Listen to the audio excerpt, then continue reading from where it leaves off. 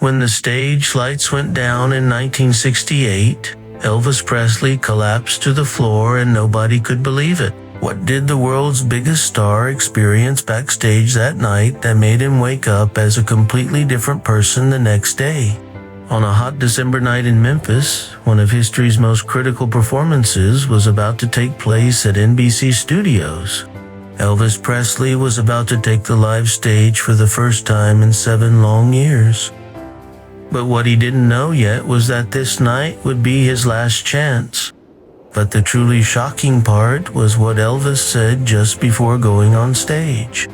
When he locked himself in the dressing room, Elliot noticed Elvis's trembling hands. "Boss, is everything all right?" Elvis's response was chilling. "Elliot, I'm a finished man.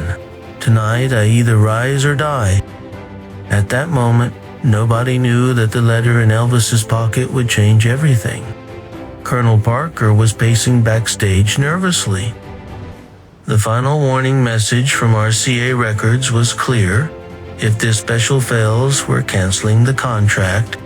Meanwhile, Elvis was looking at himself in the mirror, remembering his mother's last words.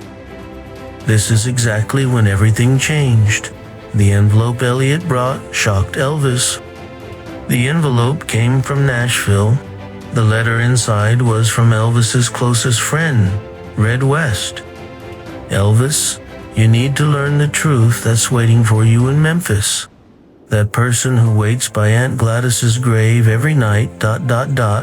He couldn't even finish reading. His hands started trembling. In the studio, a crowd of 200 invited guests was waiting.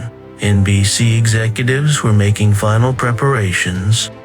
But Elvis's mind was elsewhere.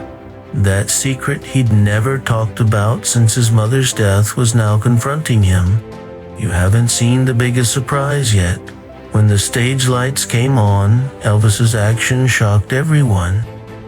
While music director Steve Binder was giving Elvis final instructions, he noticed that sparkle in Elvis's eyes. This wasn't fear. This was something completely different. "Steve," Elvis said, "I'm not following the rules tonight. Forget the Christmas songs repertoire that Parker planned." Binder was shocked. "Elvis, what do you mean? The whole world will be watching live." Elvis's response would go down in history. Then they'll see the real Elvis. Wait a minute, don't miss this detail. The item in Elvis's pocket as he walked to the stage would surprise everyone. Walking toward the stage, Elvis pulled out his mother's rosary from his pocket, the only memento Gladys had given him before she died. But at the same time, he also had the continuation of that terrible letter from Nashville in his pocket. He gripped both tightly. When the lights came on, Elvis did something completely different from what was planned. He grabbed a microphone and his first words plunged the studio into silence. "Tonight, I'm going to tell you my real story. What you've seen is nothing." The story Elvis told that night made everyone cry. "When my mama Gladys died," Elvis said, his voice trembling, "I made her a promise. Because of this promise, I stayed away from stages for 7 years. Because of this promise, I was forced to act in movies. But tonight, I'm going to break that promise, because even if Mama wanted it, I can't live anymore." The silence in the studio was suffocating. NBC cameras continued recording, but nobody had anticipated experiencing this moment on live broadcast. You won't believe this, but the song Elvis sang that night was his own composition that nobody knew about.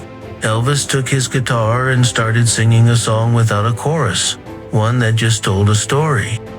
This wasn't Mama Tried. This wasn't Love Me Tender either. This was a song nobody had ever heard, that Elvis had written at his mother's graveside.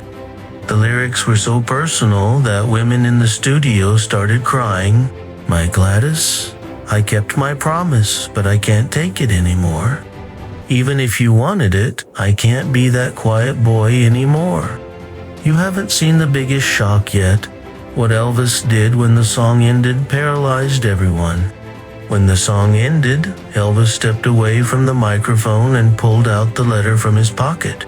On live broadcast in front of 50 million viewers, he slowly opened the letter. Red West sent me news from Memphis. The person waiting at my mother's grave, ... Not even a breath could be heard in the studio. Colonel Parker was frantically signaling the director, but nobody could intervene. Elvis continued, "That person should have been me." When Elvis read the letter completely, he collapsed to the floor, because the truth from Nashville was just the beginning. The real shock was the photograph on the back page of the letter, and the person in that photograph was, "It's not over yet." When Elvis got up, the last words he said to the studio would become the biggest turning point of his career. What were those words, and why did Elvis disappear backstage for 3 hours that night?